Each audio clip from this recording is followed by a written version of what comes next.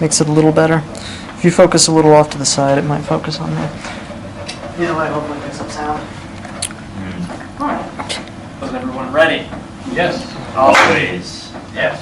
Makes all but me. I'm Joe, as people know.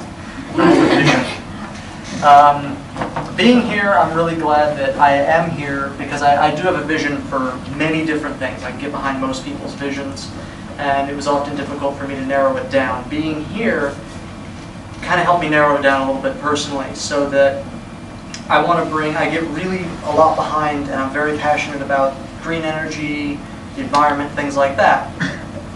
And being here helped narrow down for me of spreading the awareness.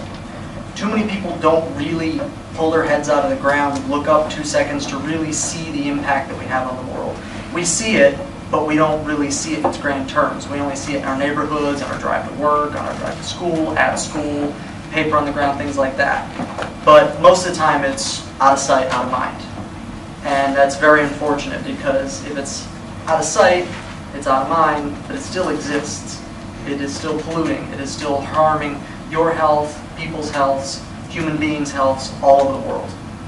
So that's kind of where my vision is at right now, is to spread more awareness and try to make people realize you can do something as an individual. It's often difficult to realize, well, what can I do as a person? There's a lot you can do as a person, because every one person makes up, 7 billion people on the planet now. Every one of those people is an individual who can make life choices and can change. So I slapped this presentation together, in some ways quite literally. So I don't have a lot of facts, figures, things like that on a lot of it, because it gets really boring to sit there and have to read it, and somebody just looks at the screen and talks about it, so I have a lot of my notes on this. But if anybody has any comments or something like that, or has a question, go ahead and ask, and I'll try to answer it, and I'll try to clarify my point if my point is not being clear. So the Earth and you. The Earth and our effects on her. So I'm going to talk in this presentation about the environment, our effects on it, as I stated, how you can positively change your actions in the environment as an individual. What was that? Perfect. And some new technology.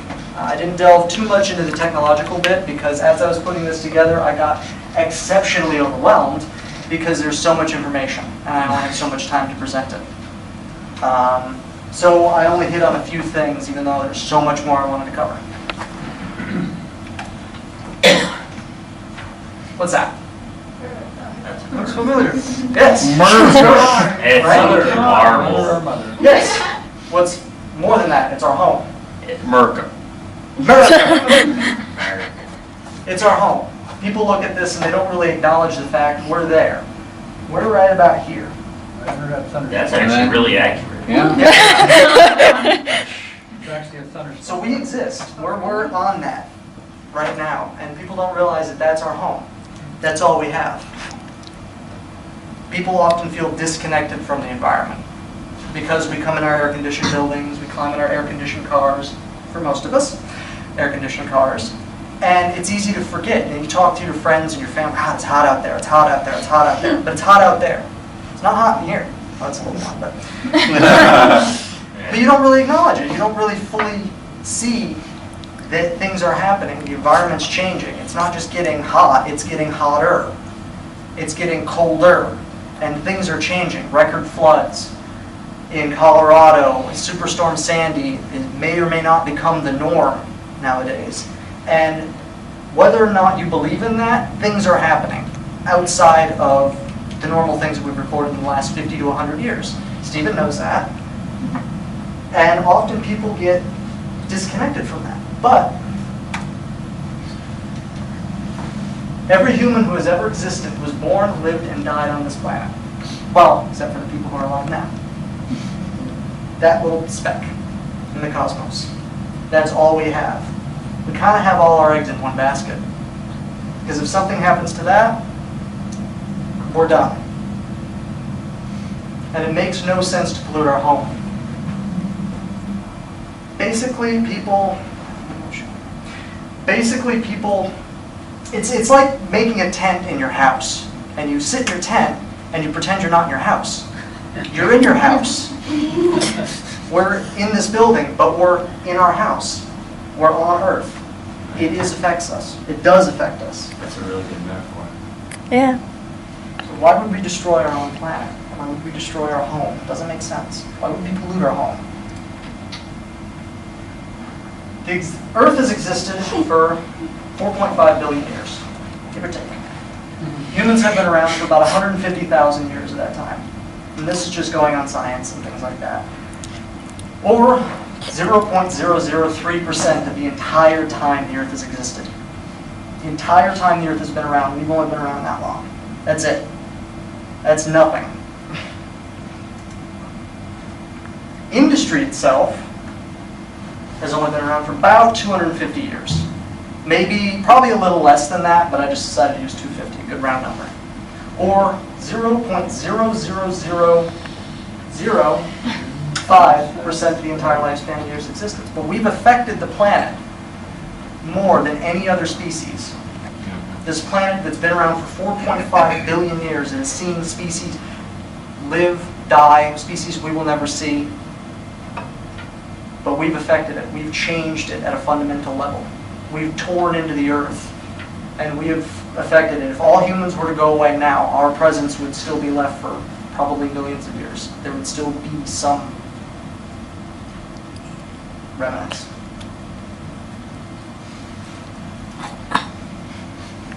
According to the EPA, so it's legitimate, the average American produces 4.4 pounds of trash a day. Average. Some people more, some people less. So on average, doesn't seem like a whole lot until you add up the numbers. 29 pounds a week, or 1,600 pounds a year per person. There's about 350 million Americans.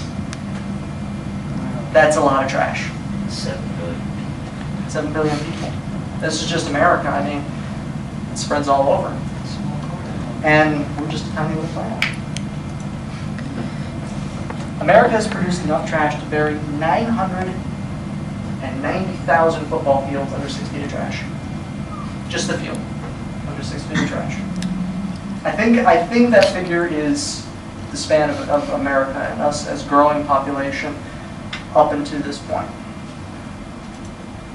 We've thrown away, according to the Waste Management Recycle America program, we've thrown away enough aluminum in the dumps to duplicate the entire U.S. commercial air fleet. That's a lot of perfectly good metals sitting in a dump somewhere, doing nothing. It can be better used. Aluminum is an awesome metal because you can melt it down and use 100% of it every single time. It doesn't break down. It doesn't go away. You can keep using it. And aluminum is very difficult to get out of the ground, and it creates a massive amount of CO2 and a massive amount of energy, which I think in 2011 it was over 7,000 aircrafts. We're doing that. Polluting the land with just untold amounts of trash. The sea, which is our home. I mean, ultimately, that's what makes up the Earth. Without the sea, without the life in the sea, life as we know it wouldn't exist like we have it now. I mean, that's where everything comes from. This is ultimately algae and the very base of the ocean. Whether or not you like seafood, I don't even like seafood that much, but it comes from the ocean. I mean, Ooh, I like Something somewhere does that Yeah. needs it. Oh yeah, exactly. But we're polluting it. We're killing seals. We're killing fish. We're polluting the air.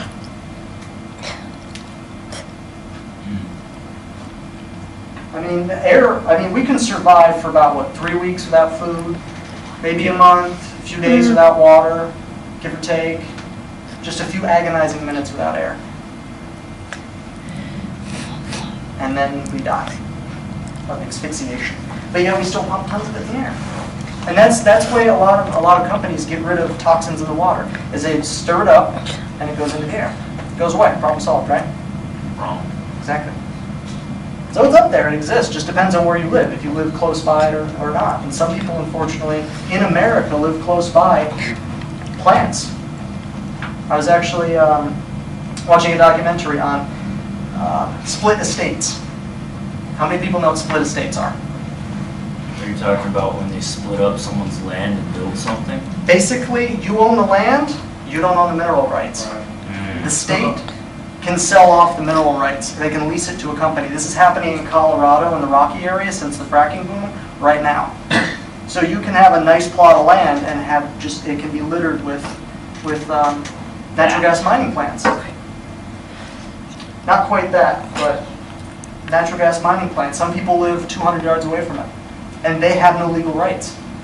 They go to the EPA. The EPA says we can't do anything because they're exempt from certain laws. But these people have asthma. These people have health conditions that are affecting them. These people have neurological issues over the years. Doesn't all that hydraulic drilling affect water reserves underground? Claim it doesn't, but yeah. Oh, okay. They say, the oil companies say that there's nothing in there, but they won't disclose what's actually in there because it's proprietary. And they say, well, why would we tell you it's proprietary? Coke doesn't give the recipe, but Coke lists their ingredients on the back. Yeah. And also, another thing I'd like to talk about is that also in fracking areas, people's water faucets are caught on fire. Yeah. That's another thing. And they'll come around and say that you're fine to drink it. And then 4 years later, they'll test the water and say it's clean. Well, yeah, it's 4 years later. During that time period, they've been bathing in it, they've been drinking it. Even if they're not drinking it, they're bathing in it. And that's worse. You absorb, I think 50% of everything you touch is absorbed through your skin. There's a good movie about it, that gas field. I haven't seen that one. I'll watch the Split Estate one. I'm gonna check that one out. Oh, you're welcome. That still exists. Beautiful. It still exists, but it's slowly dying. Awesome turtle. Fish. Wonderful picture, but it's dying. It's going away. It's not getting any better. Even it can marginally get better for a little while, but ultimately it's just getting worse. So we go from pictures like that, pictures like that. Ziploc leak on discovery. Thought that was a cool picture. So I incorporate into this. Is this the movies of our future? Did you make that? Yeah, I did. That's brilliant. Which leads me to the Great Pacific Garbage Patch. Who knows what the Great Pacific Garbage Patch is? Some of you do, some of you don't. That's why I'm doing this, bring awareness. Right on. Yay. Right on. This is the Great Pacific Garbage Patch. It's an area of the Pacific that not a lot of people sail through or ship through because it's kind of, there's not a lot of wind, it's kind of in the convection currents in the water, it just kind of sits there. So it's easier to avoid that area and take shipping lanes around it. But there's a giant patch of garbage that just kind of floats out there. Because of the ocean currents, it Because of carries the ocean everything currents. away, and then the wind and the currents just It all stop, ends and up it gets stuck there. Mhm. That's impressive. It just sits Not there. really, actually. At least it's all in one place. Yeah, if you start collecting it, it's all kind of concentrated in one spot. Can be. Moves around, but they estimate it's about twice the size of Texas.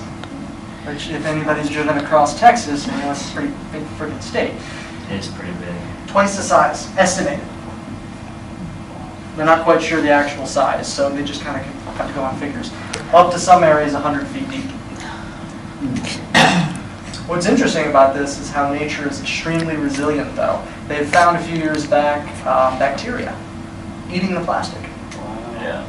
So nature finds a way. Nature knows how to get rid of this crap. For some reason, we don't. Nature's older than we are. Much more. Yeah. It's starting to get wise to our antics and like get rid of us. It's like you're causing problems, kids. Exactly. Time to take time out. George Carlin had a joke about why humans exist. Plastics. Earth couldn't produce plastic, so. Yeah, I heard that one actually. It was a really good joke. Plastic constitutes 90% of all trash in the oceans.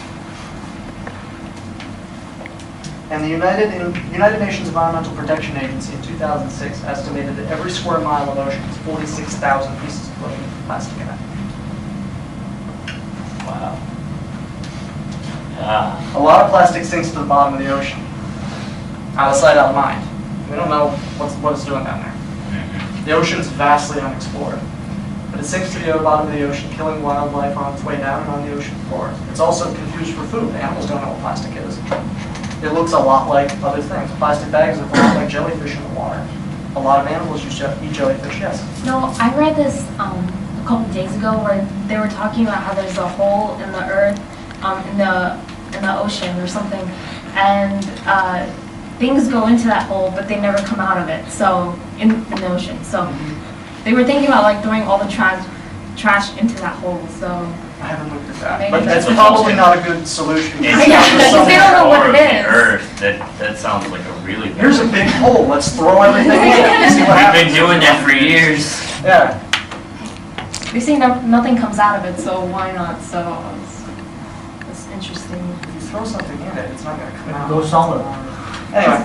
We have a question? Oh, yeah, it was actually a comment in relation to how you were saying animals can't really discern all the trash we throw into the ocean. They can't discern that between actual food. Well, same thing kind of applies to this video I watched a few weeks ago.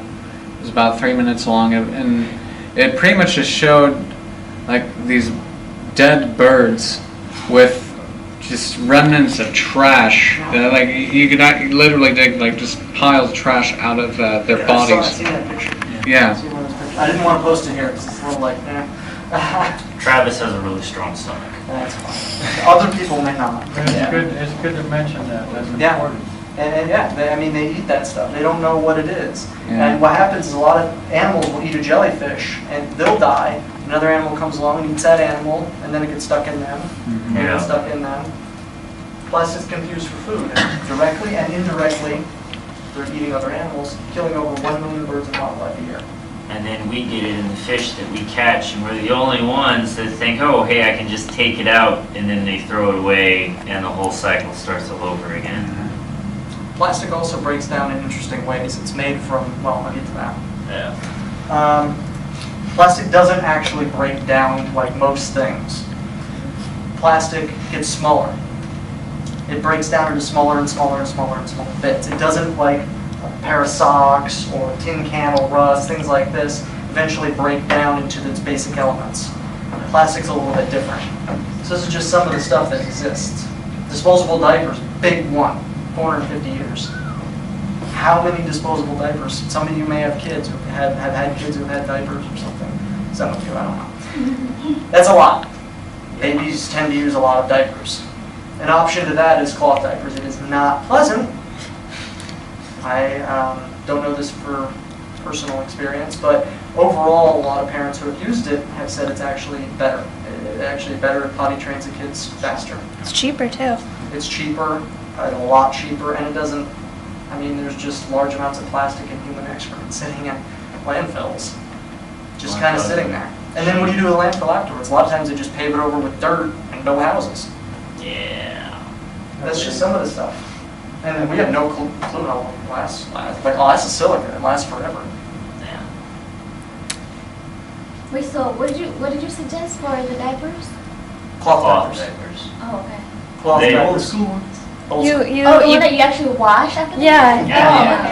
Oh, okay. They still do that. You back can home. flush the stuff and then wash the Some diapers. places do it here in the U.S. too. so- Oh, Yeah, I've no, never seen my, I've never seen anyone do that here. My Oh, When I aunt, was a baby, they would. her daughter, she wraps her in cloth diapers. I mean, she's gotten really good at it. So, And you get used to it. It's just like if that's Yeah. all you know.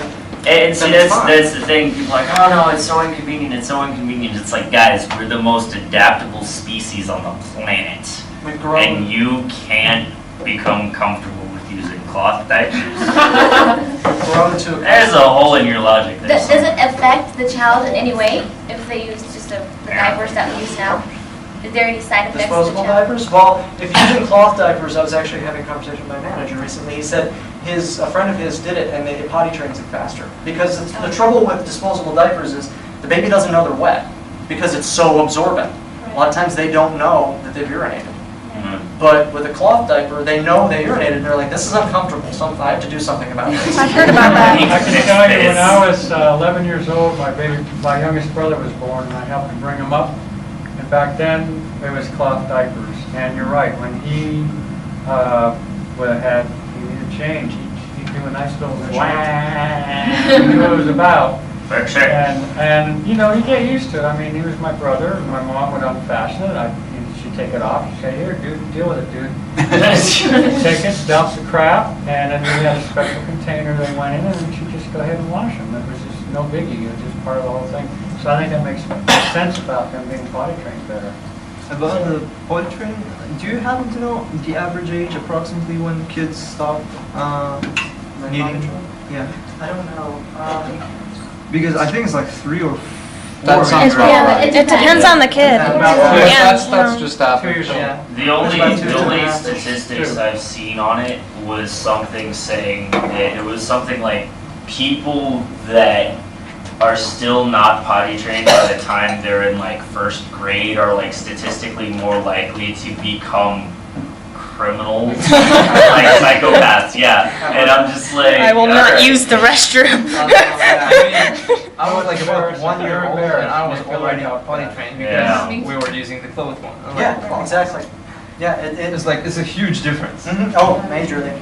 So, we're talking about the cloth diapers. I mean, what can you do about that? I mean, I'm going on to another project, or another section, but about the plastic and the amount of trash we throw away, what can you do? We'll give things away if you're not going to use them. If it's perfectly good, why throw it away? I see stuff on the side of the road all the time. It's perfectly good, but throw it away. And I'm like, that's good. I don't really want it. I can't do anything with it, but it's perfectly good. And hopefully somebody comes by and picks it up, but maybe not. Yeah.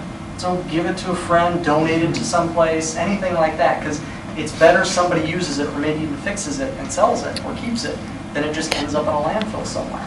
Yes? Is there a specific place where you can actually take, if you were like, okay, I don't want to just throw this somewhere, can I actually take it somewhere? Goodwill usually. Yeah. Goodwill? Most people say Goodwill. I don't particularly like Goodwill because they tend to charge a lot for crap when you go buy it there. But like there's consignment shops, there's charities, there's churches that run stuff all the time. It's just There's a lot of different places. You just Google, where do I donate? And there's you gotta like, look. A lot of people don't. The information isn't readily available. It is. It's on the internet, but it's not sitting in front of their face. So they don't think about it. It's easier to set it by the side of the road. In the middle of June, my church, First Baptist Church of Richland, which y'all probably passed, it's that big brown church near all the car dealerships on Central and Arapahoe. And in the middle of June, we do this thing called a garage sale.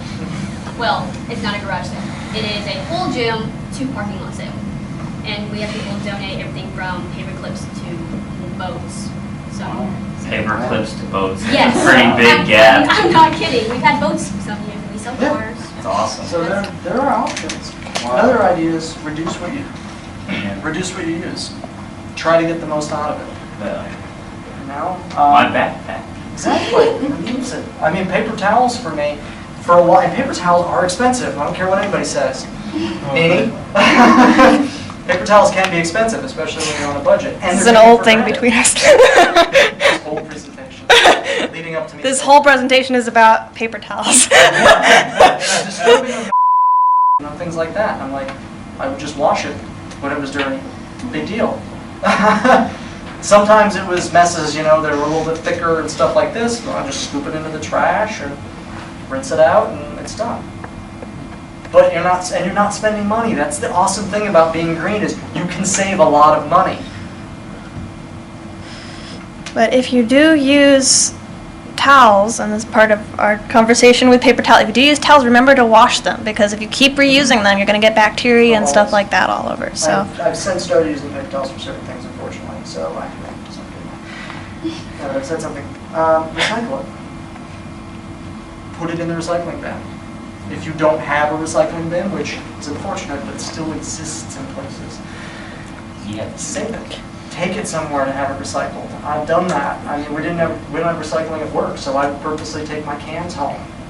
I would just keep them. I just take them with me home. It's not that big of a deal. I crush them, I rinse them out. Now we have somebody who's actually collecting them now and taking them in. But a lot of people just don't do that. I see so many people just throw it in the trash. And I worked at Walmart for a while, and it irritated me so much. People would throw it in the trash, but the recycling bins were right next to the trash can. They They're do that right here there. at the school. my friend wanted to like go recycle her little bottle thing and goes to the trash can and it's got 3 different receptacles, but there's like Subway trash in every single hole, and it's like, that's not where that goes, guys. Yeah, it doesn't, and it screws it up. I mean, it's difficult to filter through that. Recycling centers to filter through all that crap. It actually takes an immense amount of engineering effort to do that. Plastic, for instance. Plastic is a gold mine because plastic can be recycled quite easily. The trouble with plastic is it's hard to distinguish plastics. Right. Because it all looks the same, it can come in any sort of color, but there are different chemicals that make it up and it breaks down in different ways. I was watching a TED Talk on a guy who created he got together through several years and talked to people in the mining industry because you're mining for plastic. And they devised a way to mine all this plastic. It'll break it down in its components and the computer can figure out what's what and sort it out. Wow. And they can recycle all the plastic that way. Wow. This is becoming, is it, they A started? few years ago, yeah. He Are got they the starting to money. adapt it now for recycling? The trouble with recycling is a lot of people don't think that it's worth it because it all comes down to money. Yeah. Whether or not it's economically feasible. Most recycling programs are paid for by aluminum.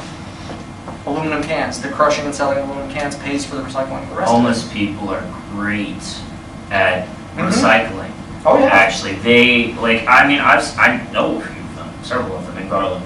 But you know, like I'll go walk down to the square at night, and I see cans on the way there. I'll stick them on top of the trash can when I get there, because Mhm.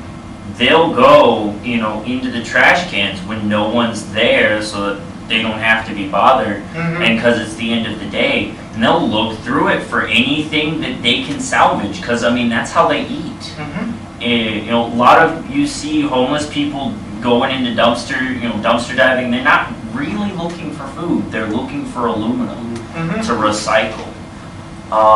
So I mean, they're great about it. They're better about it than most of us. Simply because they don't have that. Ew, that's trash. Yeah. I know a professional dumpster diver. Dude, The guy makes a lot of money on that.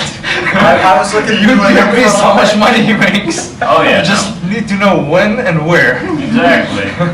I have a question for everyone. What binds everything in this room? Like, what does everything in this room have to do with each other? Energy. Air.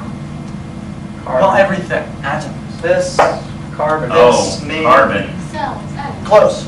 Earth. Oil.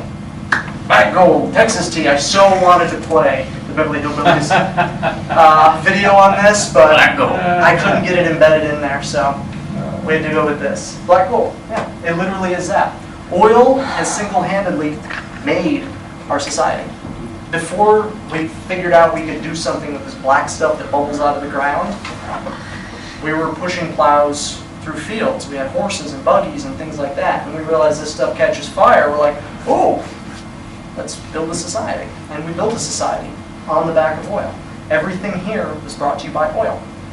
This, us, driving in cars, even if we took a bus, unless we rode a bike, but even a bike was brought to you by oil.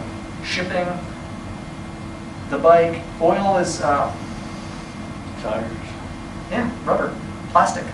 Plastic is made from byproduct of oil.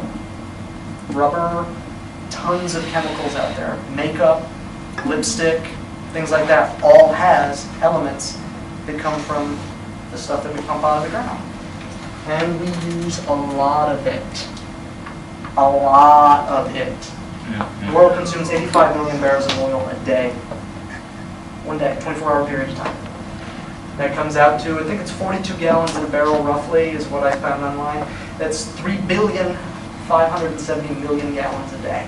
So over the years that we have used oil as a product, have we accumulated enough to actually do what you're to drown the earth in oil? Can we do that? Some yet? people wish that that were possible, so that they could just mine it and use it, because... But then we're all dead. Yeah, exactly. Sometimes it seems like they don't care. But and the interesting thing about it is, I mean, we are eventually going to run out of oil. We can't keep this up. That would kind of be nice. It's unsustainable to do this, but oil is the backbone. If we ran out of oil today, society would break down. it would completely break down. It would be complete anarchy. You wouldn't be able to get water. You wouldn't be able to get electricity. You wouldn't be able to get to work. What about biodiesel? Biodiesel is a possibility, but there's not a lot of it being made, unfortunately. Well, by the time we'll start running out of oil, once they kind of start shipping. Yes, and that's just a crutch, because it doesn't ultimately fix our fundamental issue of pollution. We're Yeah, still it doesn't. polluting. But it can be a crutch, and they're still using it as a crutch. I'm all for biodiesel right now. I think biodiesel is awesome. I can't put it in my car because it's gasoline. But biodiesel and diesel with cars get really good gas mileage. They tend to. Yeah, as long as I've seen some prototypes get over 100 miles to a gallon. Go. So, story time. And you're gonna hate me for this. I already do. Personally, you do. Okay. Travis, you hate me anyway. My great-grandfather was a chemist of sorts. Apparently, according to my father, he actually came up with formula for alternative energy for cars. My great-grandfather, not being a businessman, not really knowing what to do with it, sold the formula to the oil companies. Oh boy. The only remnants of this formula possibly might be in my grandfather's chemistry books. That's, and it's never seen the light of day. And I do believe that is entirely possible. And I've heard other stories, but that delves a little bit into conspiracy stuff, which I don't want to touch on right now. Yeah. Because there's a lot of dubious, weird, sinister things that have happened around that. Yeah. Make this, one thing I would encourage everyone to see on this topic is the movie called Fuel, F-U-E-L, because it really addresses the whole issue of oil addiction and biofuels and other solutions. And one of the things it says in the movie is that, I think his name was, last name was Diesel, I forget his first name. German guy. And he, what he produced actually was a diesel engine designed to run on biofuel, not on oil. And interestingly enough, he was on his way by ship to be commended in some other country than Germany. He was going to go overseas. He was on a cruise ship, and he mysteriously disappeared the night before they were supposed to dock. He never made his commendation. His plans were never implemented. Within a couple years after that happened, big oil started taking over and pushing the oil engine rather than diesel biofuels. The original engine that Henry Ford built was also built to run on biofuel, not oil. And that was two of the facts that were in that movie. It's an amazing movie. And to touch on that, electric cars, I think, are relatively recent. They've been around for a long time. They were used Late in 1800s. Yeah, they used them in New York City to deliver milk and things like that because it made more sense. But oil caught on. We found it. It was faster. It was cheaper, and it exploded better, and they could go faster than And cars. shiny. So electric cars kind of went to the wayside and has not developed in the last 100 or so years. Only recently has it started to be developed in the battery technology. And some of the better ones, like I heard about this recently, this type of car manufacturer, electric car maker, Tesla. Tesla. Yeah, Tesla Tesla cars. are really good. They, really great electric cars. And they kind of wanted to do, with the car business, what Steve Jobs did kind of with like the music industry. Cut out the middleman so that you could sell directly to the consumer. Now, of course, no one really likes car dealerships. Not really. So we would support this, but the car dealerships didn't. You can't buy a Tesla car in Texas because of this. Because the car dealerships got together and Did this happen recently? Yeah. Okay, because I know somebody who did buy a Model S. Yeah, no, apparently you can't really buy a Tesla in Texas because all the car dealerships were like, nope, Yeah. that's not a thing. I heard We about that. need our jobs and we don't like you because you're not loyal. But they're doing really well. Well, they are now. You can't add the owner of oil company. Yeah. It's a big deal. Out of I remember all this last- oil, 85 million barrels of oil a day. The United States uses 20% of that. We're not a very large country. We're 150 million people. Or, sorry, 350 million people. There's over 1.3 billion in China, over 1 billion in India. We're just a tiny little country, but we use that much. We consume that much and burn it off. And what's awesome about this is the moon looks really scared that we're coming for him next. With all that helium-3 up there. The moon's so pretty. Oil comes at a massive price. As most of you know from oil spills and stuff that they talk about. They don't really talk about oil spills that much in the news. They'll kind of cover it a little bit and then they'll move on to the celebrity story or what's happening in the government that hour. But it's insane the amount of oil spills that have happened in the world and how much damage it's done. These are just some of them. Over the last, there was one in 1910, Deepwater Horizon, 2010. That's the biggest one that people have heard about. 4.9 million barrels of oil in the Gulf of Mexico. They're still cleaning it up. The states down there are still feeling that. But it's not talked about. They're still looking for money from who was it, Shell? No, BP, and BP is making legal maneuvers to stop their payments at That's the thing that infuriates me. Is And they were making such great, wholesome commercials. I know. I know. But the government will say you got $1 million fine. Big deal. They're the oil company is the most profitable company in the history of this world. Oh yeah. Of human existence. Their But they just pollute like all hell, basically. their whole net worth asset paying on the stock market is like number 2. The only one above that apparently being Apple. And on top of that, we're still giving them $4 billion a year of taxpayer money as subsidies. Yup. Bigger. And what happened? Mayflower, Arkansas. Some of you may have heard a little bit about it. But about 2,200 homes, I want to say. 22 homes. I can't remember the statistic. I read it before I came in here. Had to be evacuated because, well, they were sitting around in their house and lo and behold, a 40-year-old pipeline burst in their backyard. They didn't know it was there. They bought the house. They had no clue it was there. They didn't buy the house 40 years ago. It was never upkept. It was never even mentioned or talked about. It all of a sudden ruptured and spilled tar sands oil from Alberta, the stuff that they want to build the Keystone XL pipeline. And they tried to clean it up. About that. They supposedly cleaned it up, but the people there just said they can't go back to their homes. It smells terrible. It's almost unlivable. What's interesting about that is on the news programs, they would just wear street clothes with masks cleaning it up, but at night they wore full hazmat suits when the cameras went away. Wow. Trying to clean this stuff up. Tar sands oil is very bad stuff, but they want to build it to the heart of America, taking farmers' lands away, using eminent domain to force them off their lands and build this pipeline. Can I say something about that? There have been a lot of cover-up in the mainstream media about this. There's been an enormous amount of protests against this. Here in Texas, too. In fact, in Texas, 2 Houston businessmen and some farmers got together and protested and got arrested. This should be front page news, and it's being completely whitewashed. I got some emails about it. Yeah. But that's only because I went to a page one day and was like all of the emails I get about stuff like this started because I was upset about Texas school books being changed. Good for you. And now I get stuff like You that. have to dig for this You information. really do, and it's depressing.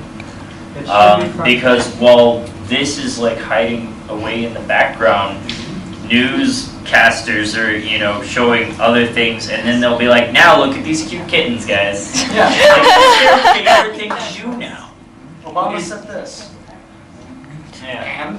It's like, okay, this is news Has because Arkansas cleaned up yet? That's what I want to know. right on. So, and it's unfortunate you have to dig for this stuff. So what can you do to help? Well, a few ideas. Like, uses almost no fossil fuels. I say almost because the quite a bit has tires. gone into that. Tires, metal, shipping, everything like that. Chances are that bike came from China. Which even China's battling against pollution. They, for years, would just strip mine and pollute like all hell. Recently, they're like, I just had something to add about China and making stuff.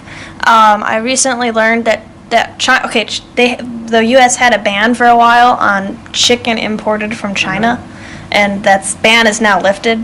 So Yeah, actually, the chickens are grown here and then sent there to be slaughtered and then sent back.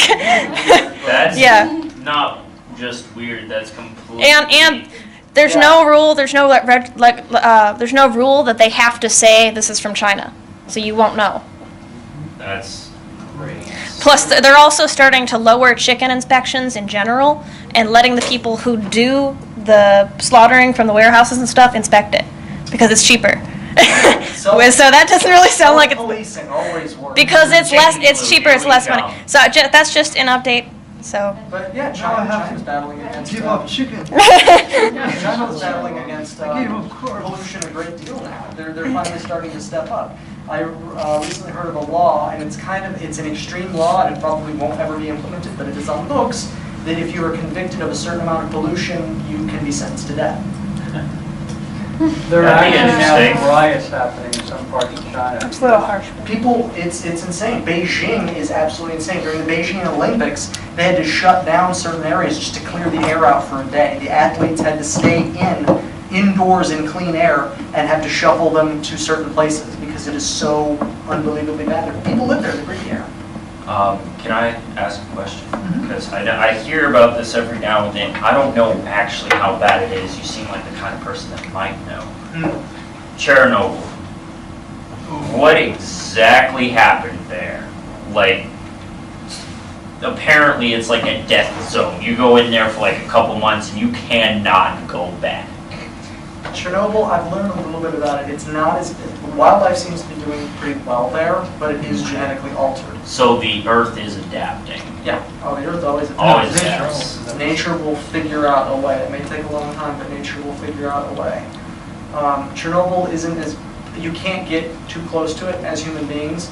You can only be limited exposure because you want to come out of it and still live a happy, normal life. Without an Over a extra certain- finger. Over a certain amount, you'll just die of radiation poisoning. Yeah. I watched a It documentary about doesn't Chernobyl. actually work that way. You die of radiation poisoning, which is very painful. Yeah. The Russians actually have their own Google Street View type of thing, but the Russian one. No. Well, they sent a car there, which was without unmanned, obviously. I would hope so. Yeah, and it went all around the place Yeah. and kind of came back, and now you can just travel all around the place. I watched a documentary, and they somehow got in there. They followed animals. They followed cats who were making the old homes their homes and stuff like that. And there was this one cat who ended up getting outside of the zone and ended up being adopted by somebody who lived nearby. That's I can tell you that Chernobyl was so bad, it happened in '86, I was living in New England at the time. We were warned to be careful because the fallout had made it all the way around the world, all the way back to New England. And so we were told to really, really wash our vegetables and stuff like that because of the fallout from Chernobyl. I can't pronounce it. Fukushima? Yes, the one that happened from the tsunami in Japan. What's interesting about that is it's a lot worse than what they made it out to be because they came in with more sensitive instruments and they realized it was 18 times what they originally thought it was. And the reason why it was 18 times more is because their previous instrument topped out at 100. So they said it was 100. So they came in with more sensitive instruments and they figured out it's a whole lot more than what they thought. And thousands and thousands of gallons have spilled out of it and in water, and it's played down. And I understand why it's played down to a certain degree because they don't want people to panic too much, but it's real. People need to know about this. Yeah. People need to know about this so things can happen. And also, they don't want nuclear energy to get a black eye. There's still a lot of people, including Obama himself, who support nuclear energy.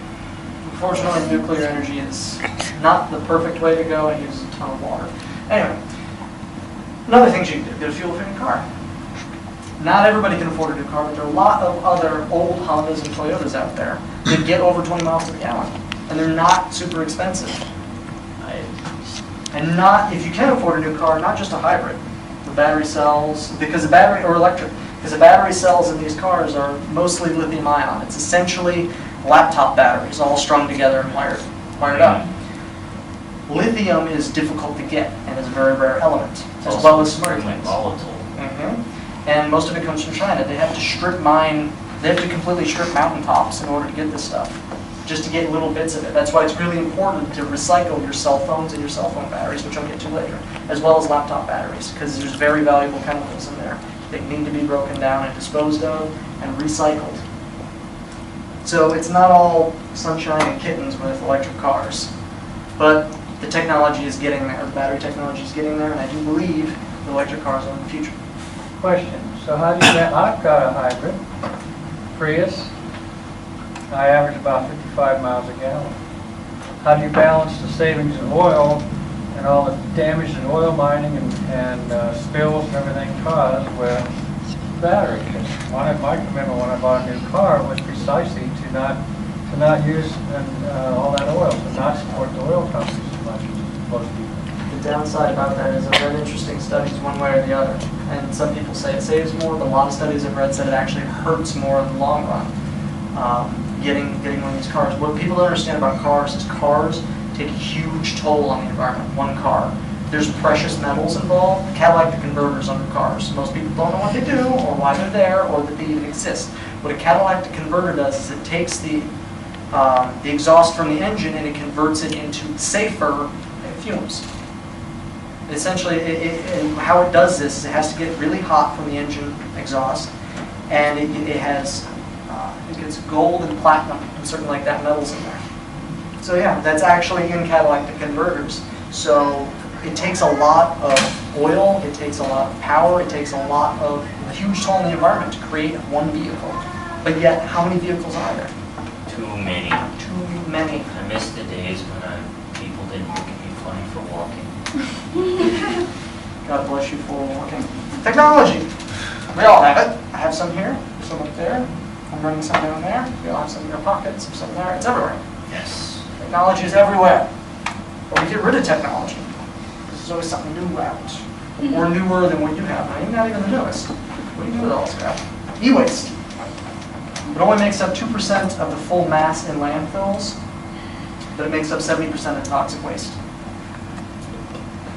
20 to 50 million metric tons of electronics are tossed each year. People here, at some point in your life, throw a computer away and not recycle it. I have. I threw away a PS2 once. Yeah. I've done it. Maybe once. It's unfortunate. Once I realize this stuff, I've just got like a box of electronics that I'm eventually going to take in to have recycled. And places that can recycle this is Best Buy. Best Buy takes most small consumer electronics and stuff like that. They break it down. And a lot of this stuff, winds up, that is recycled, winds up in third world countries where the metals are extracted, but the plastic is sat there.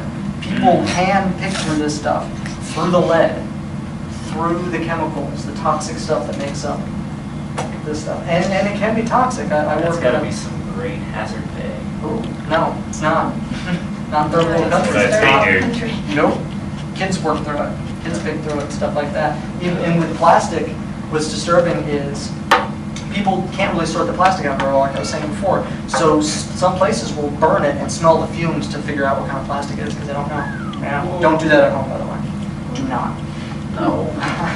unless you want to. But only 12.5% of e-waste is ever recycled. It's ever recycled and disposed of responsibly. For 1 million cell phones, consider how many iPhones have been sold. Apple lets you know. They do. They let you know. How many cell phones? 1 million cell phones contains 35,274 pounds of copper, 772 pounds of silver, 75 pounds of gold, and 33 pounds of palladium. The gold and silver alone add up to $60 million. Wow. That's a crap ton of So copper. it's just sitting in a landfill because people just throw their phone. They die, they throw their phones out. They throw it in a bin. I've seen people do it. I've pulled cell phones out of the trash. It takes 539 pounds of fuel, 48 pounds of chemicals, and 1.5 tons of water to make one computer monitor. People don't realize it takes that much. A cotton shirt takes hundreds of gallons of water to produce. You want to know why? You have to grow cotton. You have to cultivate the cotton. You have to water the plant and pick the cotton. And then not to mention processing. Just these little things that we take for granted. They've taken huge impacts on the environment. Not necessarily a bad thing, but people, one, need to be aware of it, and two, need to figure out how they can reduce that some amount.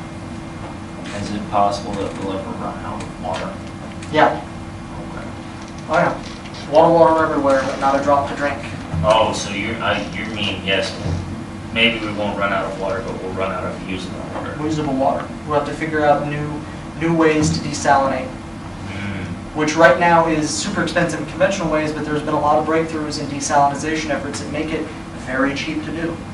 It only really works if you're in arid nations. Or if you're around coastal areas. I actually read an interesting article.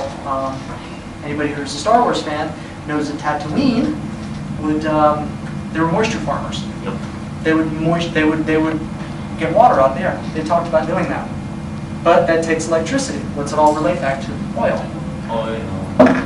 And coal. But I'm not going to get into coal. Coal. I don't have enough time. So what can you do with the electronics?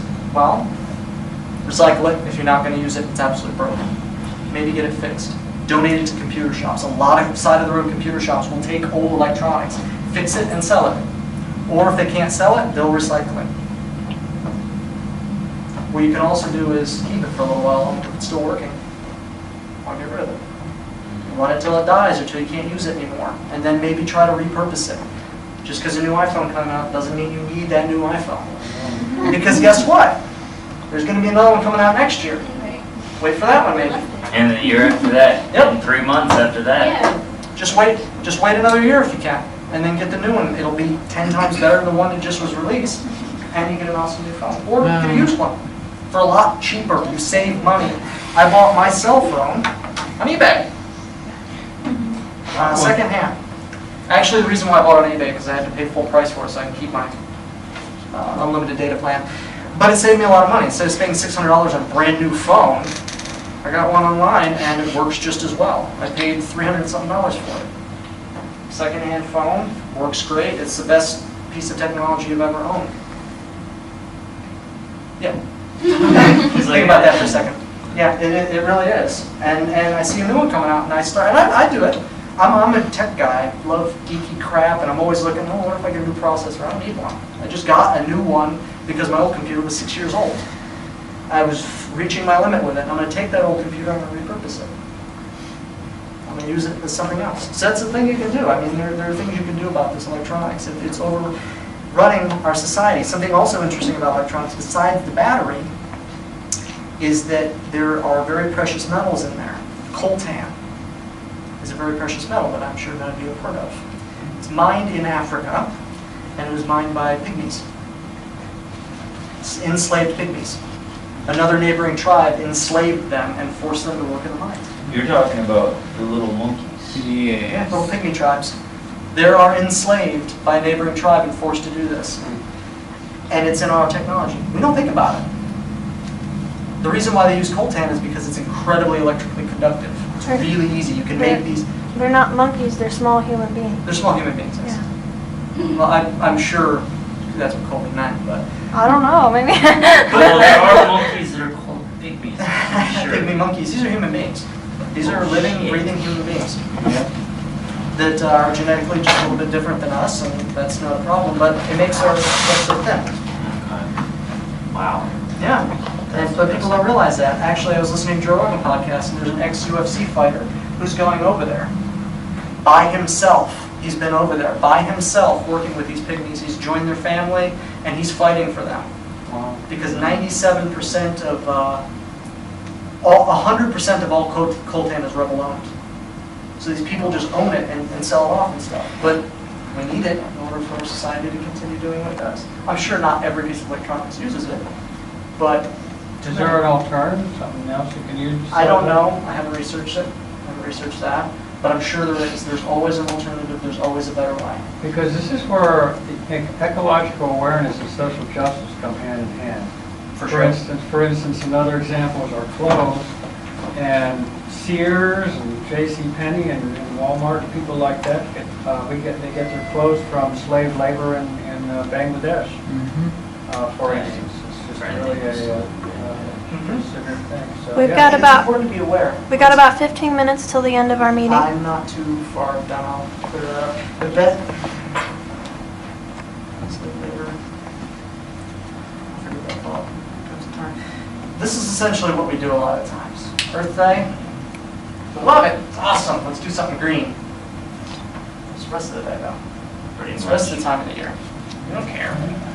I mean, I do it, and it's very unfortunate, and it bothers me. And I'm like, there's got to be a better way. When you go to a restaurant, you get to go, and it's in a styrofoam container that you're going to use once. Why? There's a better way. We have these awesome things called brains, and they're our worst enemy, and they're our best friend. Because we can make it better, or we can choose to not make it better and suffer the consequences. This is an interesting, cool. I don't know how much facts are true, but a lot of political cartoons are fairly accurate on certain things. Population has doubled. Economy sixfold. Food production boosted thanks to GMO and things like that. Use of water going up. Dammed rivers, everything. Once again, we're this lonely little planet. Earth hasn't gotten any more resources. It's gotten less. Less usable. It's still usable, just got to dig through the landfills. And, okay, some people are on the mindset of it's all BS. Global warming's BS, it doesn't matter, this and that. Something's going to save us eventually, but I don't know what. Tell that to the 99% of scientists who say that climate change is actually real. I'm not talking about that.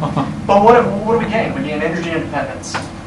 Preserve the rainforest. We get sustainability for ourselves, our kids, future generations. That's what it's all about.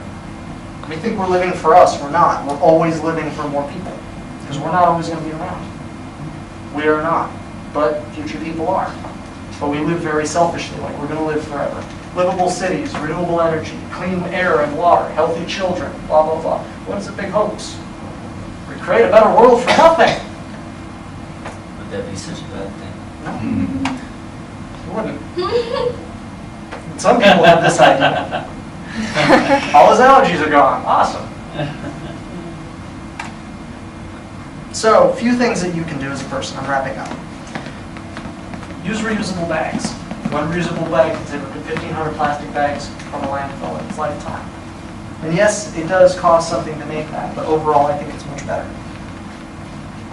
If you get plastic bags, reuse them for other things. Take them back to the store. Most grocery stores will recycle them. They will easily take them, make sure they're not dirty or anything like that. Throw them in there. They can be recycled. They have to be recycled in a certain way because it comes up the machines at normal recycling places. Get a reusable water bottle. I've had this thing for over 3 years. And it looks like it, but it's still usable. Cheers. 3 years. I've drank countless bottles of water and gallons and stuff out of this thing. I've had it for 3 years. I've never once had to buy anything else. A bottle of water. I have on a couple of times when I needed to. But I'm not going to get into the whole bottled water industry because we don't have time. I like But this saves you thing. money. It's BPA free too. BPA free, big one if you do plastic. Saves you money in the long run. You don't have to buy water. Why are you buying water? That never made sense to It me. never makes sense that you're going to spend so much for water. It's just filtered tap water. Get a filter. Filter it yourself. It's essentially bottled water. And it's safer. The awesome thing about potable water out of the fountain is it's constantly tested. It's constantly tested to make sure that it is human safe. Because if somebody dies, the city gets in big, big trouble. So they're always testing it, more so than bottled water. Those are companies. They're not held accountable for anything. And who knows where that water really came from. I've got a reverse osmosis system on my house. It's better. It's basically the next best thing to distilled water.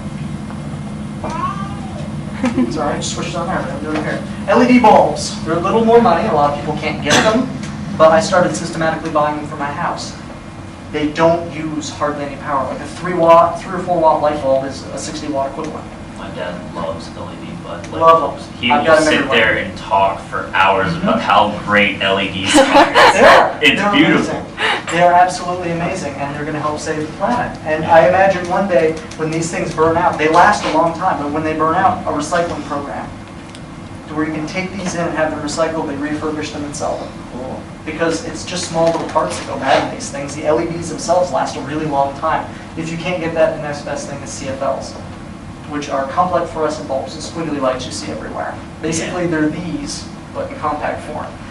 Now, they do have mercury in them, which is a downside, but they're a great stepping stone into better things. And they do have an impact on the energy. People don't realize that. A lot of people don't. Reusable mug, which I didn't change that text. Reusable mug. Coffee mug, tea mug, hot chocolate, whatever you want to put in it. It can be used as long as you have it. And what's awesome about a lot of these is recyclable. It's stainless steel. This thing, I throw in a recycling bin, stainless steel. It can be recycled again. My friend's got a really large one. I'm not actually sure, just telling the truth, but the thing looks like a repurposed bomb casing. And I'm pretty sure it's like lead lined and everything. That's cool. Like this thing is huge, like this big. That's awesome. And she's this tiny little girl that like lugs it with her everywhere. It's Put a strap on them. yeah. But they're awesome. I use these all the time. I mean, Brilliant. I use this thing. I use this thing. It looks like a paper one, but it's not. Yeah. I've had this thing for 2 years now. Brilliant. I got a couple more. Finally, one of them broke on me. Plastic. Throw it in recycling bin. The dollar store sells. Make sure they're BPA free. Big thing on that. Yeah, I don't think Make sure those are they're- BPA free. Make sure they're BPA free just for your health and whatnot, but they're amazing. I see so many people at my work go through paper, styrofoam cups, and it infuriates me. And that's one of the things that's my vision is to approach the management there and try to get something to change. And if it comes down to the company buying mugs for people or just telling, I worked at Sam's Club and that was one of our things. They said, look, we're going to stop buying the paper cups, so bring your own in. They're on bugs. Sounds Otherwise, you're not going to be able to drink coffee. Biggest thing, be aware. Be aware of the things I'm talking about. Be aware of more than the things I'm talking about. Be aware of driving home. A lot of people take advantage of that. I do. You don't really, or you just take it for granted. But it's very difficult to do. Some people who aren't from this country in this room know that the things we have here are incredible. I mean, people who were born in the U.S. were born into royalty. I mean, even if you're homeless on the street, you don't have to worry about being shot all the time. All the time. You're still relatively safe. You don't. I mean, you're here in the U.S. Awesome, cool technology. I'll touch base on that real quick. This thing is cool. I found out about it the other day. It's an interesting little device that you can slap to a wall, and it accepts excess Wi-Fi signals and TV signals that aren't being used and converts it to energy and piggybacks its own signal back out to send data. Basically, this can be completely energy-free, almost energy-free sensors for buildings, for roads, for anything like that. And it'll just accept it and start doing it. This is one little thing, and I can imagine what we're going to have in the future, and it's freaking awesome to think about. That is glorious. The White House finally, after so many years after Jimmy Carter, put solar panels back on. Finally. They were up there with cranes putting solar panels back on. That's the direction we're heading. Solar panels are real alternative energy is here. As much as people want to fight it, it exists and is making huge impact. The green energy job sector in the United States is the fastest growing area, or fastest growing part of the economy. You don't hear about that. They talk about the jobs and stuff like that. You don't hear about how fast it is, how much it's growing. Google, Apple, data centers. Apple's putting a data center out near Reno. It's actually quite a bit far from Reno, but they call it near Reno. That's going to use a mixture of a lot of renewable energy. They've got all of these solar panels that are tracking the sun. They can track the sun and it beams, I don't remember exactly how it does it. Essentially, it's amplifying the sun. It's using something similar to second sun technology, which basically reflects more sunlight onto the solar panels. So this is where they're going. This is where they're heading. But data centers make huge impacts on the world. They consume a tremendous amount of energy. I started doing IT. It's insane. It's insane how many servers make the internet run. Battery technology. MIT just recently developed something really cool, and they're going to experiment with it some more. Lithium-ion batteries. There has to be a membrane in there, a really thin membrane. It's super expensive and can be volatile and ups the price of the stuff. And it prevents the two chemicals that produce electricity from touching, because if they do, it's not good, because the battery doesn't work anymore. They've managed to make a battery without the membrane using different chemicals. The potential there is super cheap batteries that last a long time, that are more environmentally friendly. That don't use up things like lithium in. So battery technology is coming along. Awesome, cool battery stuff has come out. It's just a matter of making it to the market, making it in your pockets, making it in your laptops, your tablets. This is the last slide, because this seems to be the way the government runs. Make sure everyone in the building agrees there's a fire. Bring in a few outside skeptics to let them talk for a while. Consider that it may be a small fire. Realize that calling the fire department isn't free, because that's true. lift hammer, replace hammer, and repeat sets 1 through 4. Lift hammer again. Pause to think about who's going to clean up all the broken glass. That seems to be the way the government runs about everything, including, unfortunately, the environment, unless you've got enough money to pay them. So, what can we do, though? Everything I said before. As individuals, you can make a change. Great things have changed in this country because of individuals. Awesome things. Civil rights movement, now the gay rights movement, women's votes, women's suffrage, the Civil War, for God's sakes, the Revolutionary War, everything. Started from just a few people. Yeah, women's suffrage was actually started in Norway. There you go. It was started by somebody Yeah, that said, and this isn't right. even This isn't right. I think I was talking to you earlier about like the trend for more environmental consciousness being raised. That was actually started by a Norwegian American. Can't exactly remember his name. Norwegian stuff. And there's also, could I suggest something too? There's a number of environmental organizations that sue for the benefit of the environment. Environmental Defense Fund, National Resource Defense Council, as well as Sierra Club and other well-known ones. You can join them. Consider that if you love nature, if you love beauty, when you send the money, it's actually part of your spiritual tithe. You're tithing some of your income for the greater good and spiritual nourishment. I have a sheet that if you want, I can distribute for next meeting of some of these organizations. The first church of the earth. I like that sound. Well, thank you, Joe.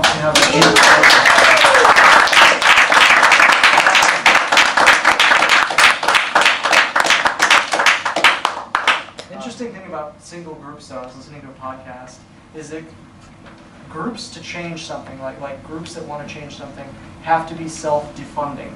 They have to eventually stop their cause, and that doesn't happen a lot of the times. A lot of people drum up new crap in order to keep their cause going because they get money. But the purpose of a movement is to stop eventually. To say, look, slavery's ended in the U.S., so we'll go home. Well, we still have environmental slavery, so there you go. All right, Thank you for listening, everyone. I'm sorry to take up so much of your time. Really good one. Very cool. Then you had a few words, and then we'll thank everybody. First off, thanks everybody for your patience.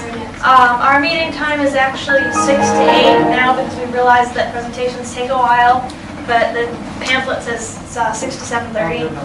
So. Sorry for our time, that's really interesting. I'm glad you enjoyed it. So I send out newsletters about what happened and about when the next meeting is going to be. Something you should know, we have a meeting every month, the last Friday of the month. It's always the last Friday of the month at 6 p.m. in this room. Right on. And it's going to be the rest of the semester. We have very strong plans to add a Monday meeting, Monday afternoon, because there's a lot of students who can't make Friday nights. Okay? And this can't make it. Yeah, well, that's okay, because that's an additional thing that might happen, strongly might happen. But I'm just letting you know, in case it was hard to come tonight. Please take advantage of everybody being here and networking, because part of this club is talking to people and getting ideas. Next time you come, make sure to bring notes so that you can get more ideas. I sent out an email, a link to something called Study Room. You can get on there and talk with people, talk about your ideas, connect with people. Get people's phone numbers or emails if you're interested in what they were saying. Really use this opportunity to get to know people. And is there anybody interested in doing a presentation next time? Do you have a Facebook group? Yeah, we have a Facebook page, facebook.com/Richland Colored Visionary Club. Are you on the email list? Address is at the bottom. Thank you. Yes, now I am, I believe. Well, I wrote down my email. Okay.